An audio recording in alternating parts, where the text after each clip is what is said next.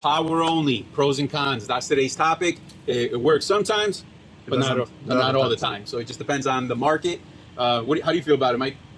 I feel it's an option. I think it's very opportunistic type of business. Sometimes you can get very lucky, and you can really kill it.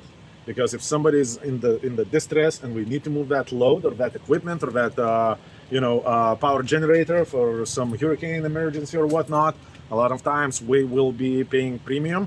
However, I also seen people that are waiting for that premium and the hurricane is coming, so I'm just gonna sit and do nothing because somebody is gonna need that generator moved and nobody calls. And no one gets the generator. And no one gets a generator and the week goes by and no money is made.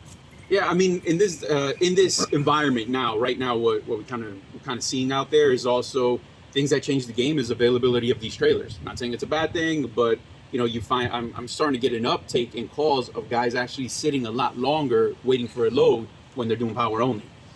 I think that's due to possibly, these bigger companies are keeping the check on their inventory because now they're hesitant to allow you to take a trailer with interchange agreement and ride around with it for 10 days or so before you give it back. Yeah, absolutely. Because imagine this, 30 trailers of JB Hunt can supply, mid-sized warehouse maybe. Yeah. Now you get 30 power only units. We grab those trailers, we pull one load out of that warehouse or bring one load in, but we keep that trailer for 10 days.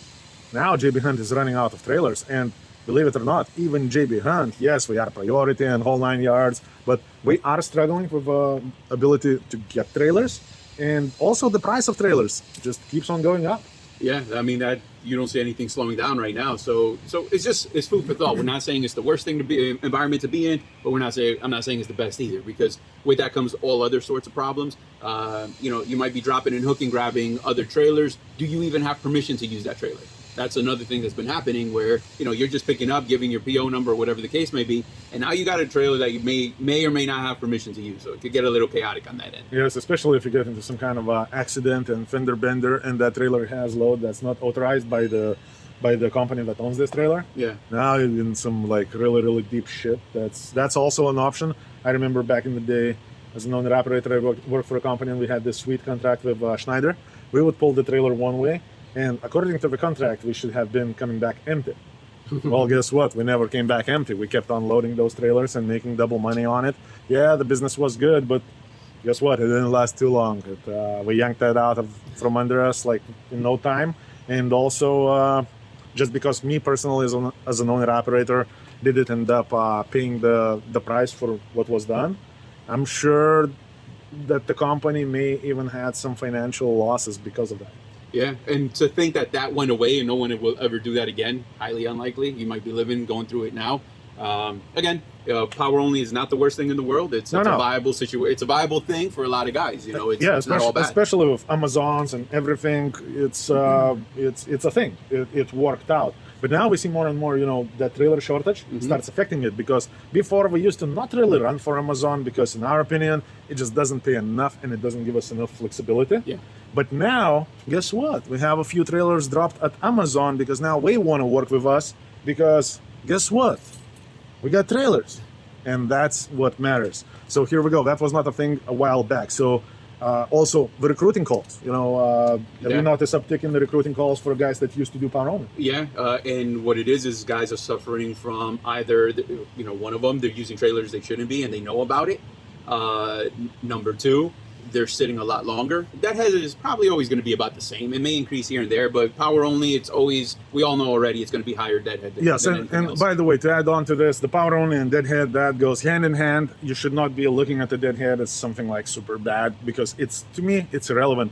I have booked some power only lows that we deadheaded 500 miles. Mm-hmm.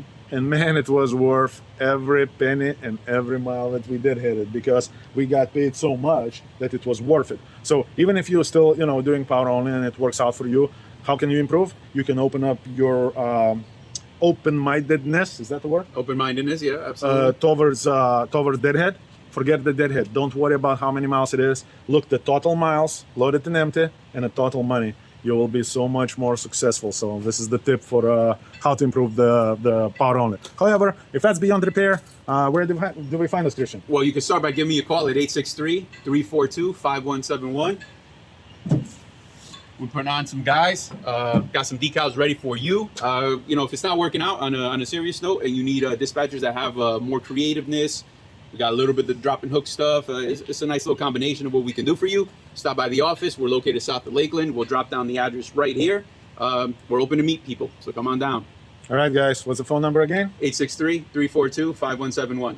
All right, and now let me show you.